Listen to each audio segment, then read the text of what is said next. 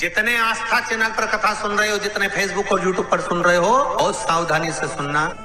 जब जीवन में कहीं समस्या खड़ी हो जाए, कहीं बहुत विकट समस्या है और कोई हल ना मिल रहा हो जाता है जीवन में कोई घड़ी ऐसी आके खड़ी हो जाती है जहां पर हमको सोचने के लिए भी समय नहीं है। तब शिव महापुराण की इस पवित्र कथा में आप लोगों से कहना चाहेंगे, शुक्रवार के दिन अगर शंकर के मंदिर में जल चढ़ाया जाए तो नारी का अखंड सौभाग्य होता है। कार्तिक महीने का एक नियम बना लो आप भी, कोई सा भी एक नियम। तो ध्यान देना, साल में 2 बार या 3 बार गौ माता के दूध से निर्मित, वो भी देसी गाय के द्वारा निर्मित घी दरवाजे के बाहर, अगर तुम्हारे घर में बहुत अशांति हो रही है, क्लेश हो रहा है, घर में शांति नहीं है, तो गाय के घी की एक बिंदी भी अगर दरवाजे के बाहर मात्र अशोक सुंदरी वाली जगह पर घी को लगाकर उस हाथ की बिंदी को दरवाजे पर लगा दिया जाता है तो घर में से क्लेश समाप्त हो जाता है।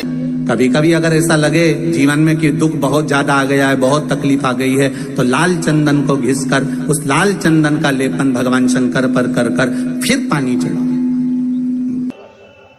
अघोरेश्वर महादेव का नाम लेकर आप चढ़ाना प्रारंभ करिए, बाबा आपका कार्य 3 महीने के अंदर पूर्ण कर देगा। सफलता प्रयास करो, बेलपत्री मिले, उस बेलपत्री पर लाल चंदन 3 पत्तियों पर लगाकर लाल चंदन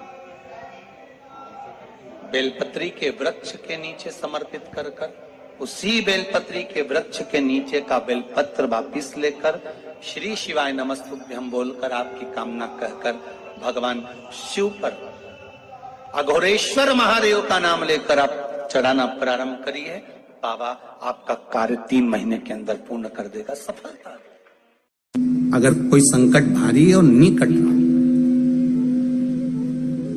जैसे किसी नारी का गर्भ नहीं ठहर रहा, 15 साल हो गए, 20 साल हो गए, 25 साल, जैसे इसने लिखा एक माता ने कि 18 साल की बेटी हो गई थी पर संतान में पुत्र नहीं, तो उसने भाव से कथा सुनी।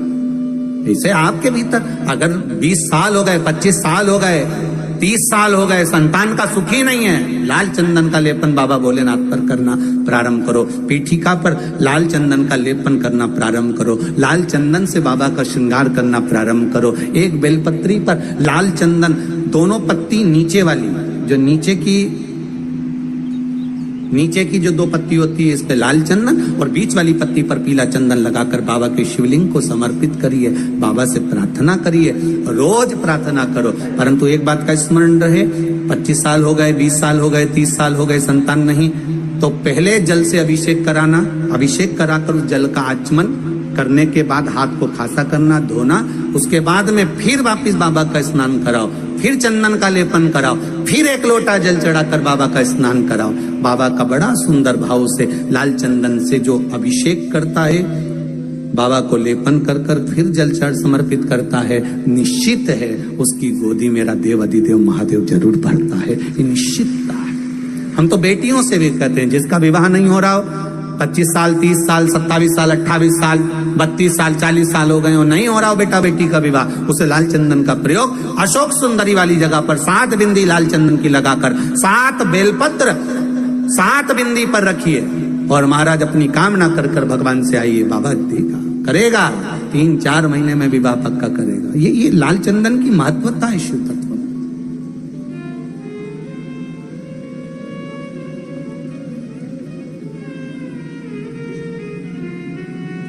रोग बढ़ गया, बेलपत्री के वृक्ष के नीचे दीप लगाना प्रारंभ करो, बाबा से विनती कर घी का दिया लगाइए बेलपत्र वृक्ष के नीचे, बाबा से निवेदन करो, रोग निवारण। भगवान का एक नाम है अघोर, ब्रह्मा जी को दर्शन दिया, अघोर मतलब सिद्ध नाम, सिद्ध करने, कार्य की सिद्धता देने।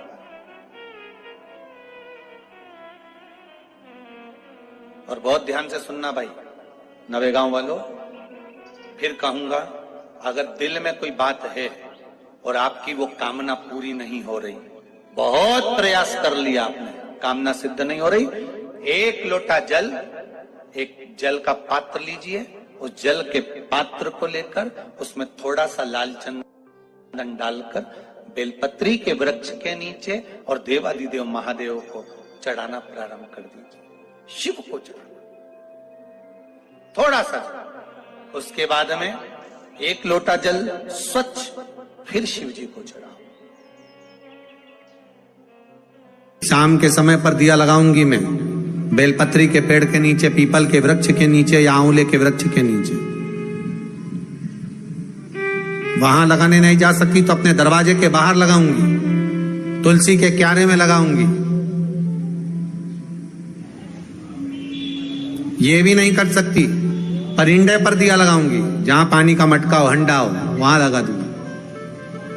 ये भी नहीं कर सकती तो पूरे कार्तिक के महीने में दरवाजे पर मैं पानी छीटूंगी। इतना तो बना सकते हो कि अपने घर के दरवाजे पर मैं पानी छीट दूंगी, द्वार पर जल का छींटा कर दूंगी। ये भी नियम ना बने तो मैं प्रतिदिन ठाकुर जी को एक तुलसी का दल समर्पित कर दूं। श्री शिवाय नमस्तुभ्यम, सब बोलिए एक बार जमकर, श्री शिवाय नमस्तुभ्यम। प्रैक्टिकल जरूर करना, कहीं सियोर वाला महाराज झूठ तो नहीं बोल रहा। शास्त्रों की बातें हमारे जीवन में हमें सुख प्रदान करे, इसलिए इस भाव का आनंद करते हुए आज की कथा को विराम देते हैं। श्री शिवाय नमस्तुभ्यम। मेरे चैनल को सब्सक्राइब करें, बेल आइकन प्रेस करें, जिससे कि आपको लेटेस्ट वीडियो। जितने आस्था चैनल पर कथा सुन रहे हो, जितने फेसबुक और यूट्यूब पर सुन रहे हो, बहुत सावधानी से सुनना। 2 बार पशुपति व्रत कर लिए, आपने ये कर लिया, आपने प्रदोष कर लिया, आपने सोमवार कर लिया, आपने सारे अनुष्ठान कर लिए, बहुत सारे उपाय भी करे, तो शुक्रवार के दिन अगर शंकर के मंदिर में जल चढ़ाया जाए तो नारी का अखंड सौभाग्य होता है। शुक्रवार के दिन बेलपत्री के वृक्ष के नीचे बैठकर घृत का दिया लगाकर शरीर में जो रोग है उसका स्मरण कर कल करके देखना। जो बच्चा चिड़चिड़ कर रहा हो, बहुत गुस्सा कर रहा हो, बहुत गुस्सा, जो बहू चिड़चिड़ कर रही हो, जो सास चिड़चिड़ कर रही हो, भाई बंधु कुटुंब कोई चिड़चिड़ कर रहा हो, बहुत क्लेश घर में हो रहा हो, एक कटोरी में पानी लो, तुमरुका जी का नाम लो, शिव जी का नाम लेकर, तुमरुका जी का नाम लेकर थोड़ा सा पानी का आचमन करा दो।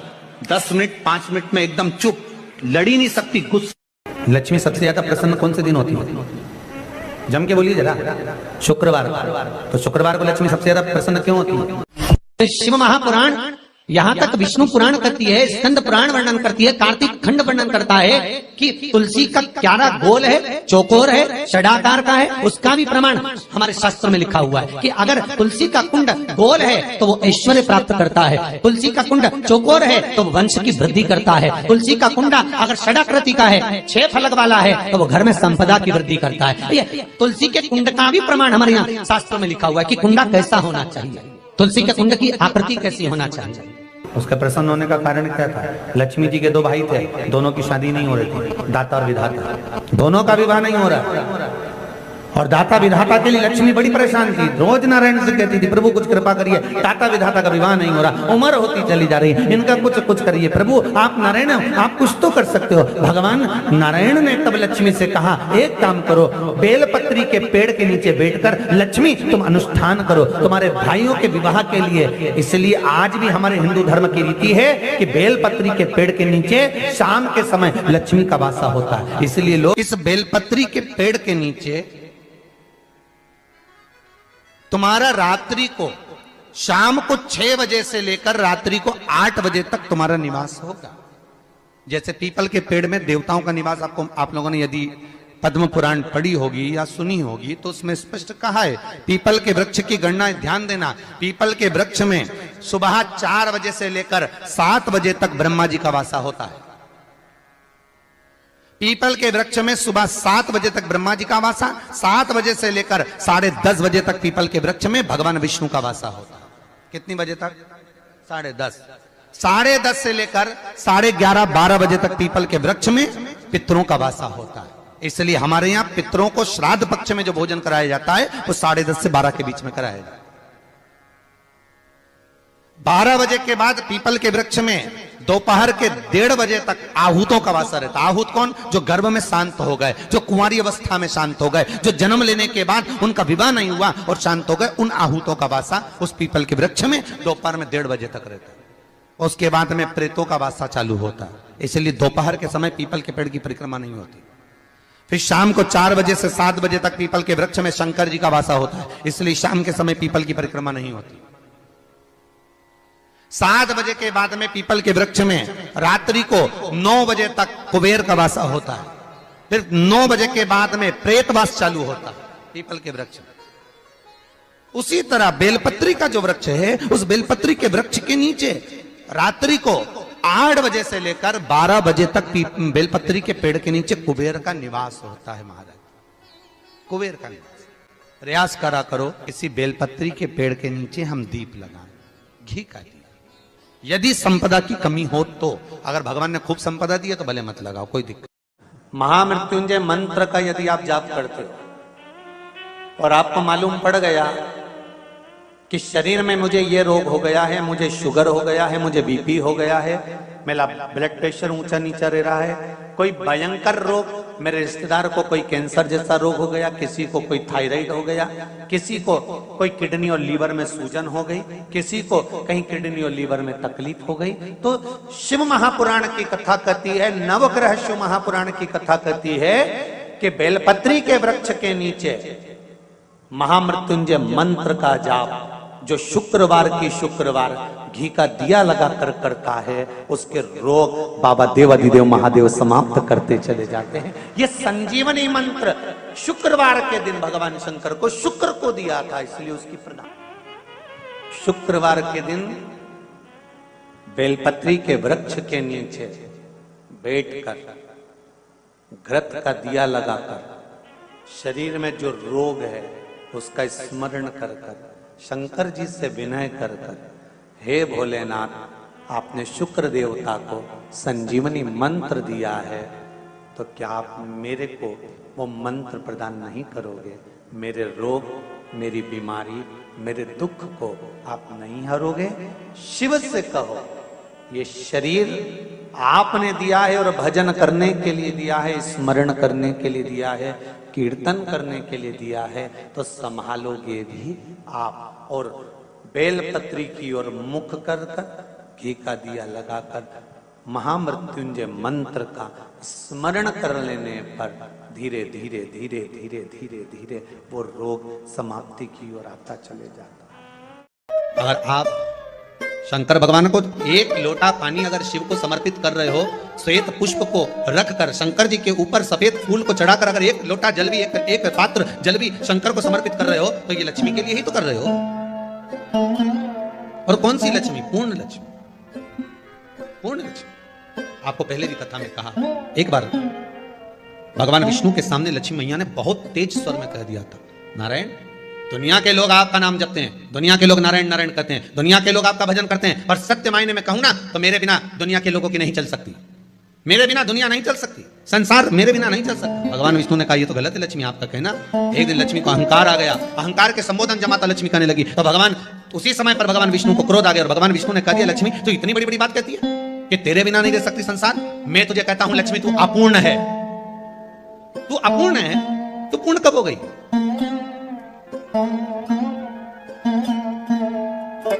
तेरी पूर्णता कहां हो गई? लक्ष्मी की आंख से आंसू बहने लगे, आज आपने मुझे अपूर्ण कहा। आपको मालूम है आप मुझे अपूर्ण कर रहे हो? आपको ये ज्ञात हो रहा है आप मुझे अपूर्ण कर रहे हो? भगवान कहते हैं हाँ लक्ष्मी, मैंने तुझे अपूर्ण कहा। अपूर्णता का मतलब आप जानते हो ना? भगवान कहते हैं लक्ष्मी मैं सब जानता हूं। लक्ष्मी रोती हुई माता सरस्वती के पास पहुंच गई। सरस्वती ने पूछा क्या बात है लक्ष्मी, क्यों रो रही हो? लक्ष्मी जी ने कहा क्या बताऊं सखी, मेरे पति ने आज मुझे अपूर्ण कर दिया। तो क्यों रो रही है तू? अपूर्ण अगर कह दिया, पति ने तो कहा है ना, तो क्यों रोना? चल मेरे साथ। और सरस्वती मैया माता लक्ष्मी को लेकर सीधे पहुंच गई माता पार्वती के यहाँ। माता पार्वती के यहाँ जब पहुंचे, माता पार्वती ने लक्ष्मी जी को देखा और सरस्वती को देखा तो पूछा कि बात क्या है, क्या हो गया ऐसा, क्या हुआ, क्या है ऐसा जो तुम दोनों आज मेरे पास में आई? क्या हुआ? पार्वती जी कुछ बोलती, शिव जी का ध्यान माता सरस्वती की ओर और लक्ष्मी की ओर गया और भगवान शंकर जान गए कि आज भगवान नारायण ने लक्ष्मी जी को अपूर्ण कहा है। अब देखिए माता पार्वती क्या कर सकती है, इसको पूर्ण बनाने के लिए करेगी क्या? क्या हुआ? माता सरस्वती जी बोली लक्ष्मी को अपूर्ण कर दिया। अपूर्ण कर दिया? हाँ, तो क्या सोचना उसके लिए? इसको मैं अभी पूर्ण बना देती हूँ। माता जगतजननी पार्वती ने गोदी में विराजमान गणेश जी को उठाया और उठाकर लक्ष्मी जी की गोद में दे दिया। ले लक्ष्मी, आज से तो पूर्ण हो गई। लक्ष्मी आज से तो पूर्ण।